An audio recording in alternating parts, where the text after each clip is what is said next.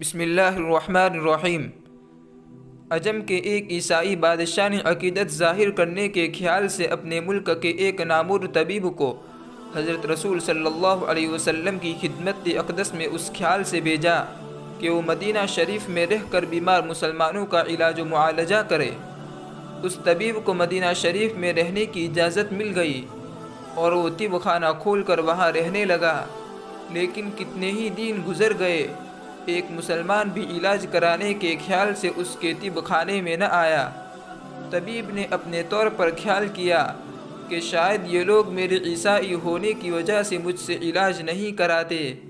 چنانچہ وہ حضرت رسول صلی اللہ علیہ وسلم کی خدمت میں حاضر ہوا اور اس بات کی شکایت کی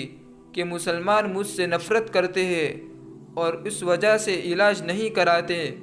حضرت رسول صلی اللہ علیہ وسلم نے فرمایا، ایسی بات ہرگز نہیں، بلکہ صحیح صورت یہ ہے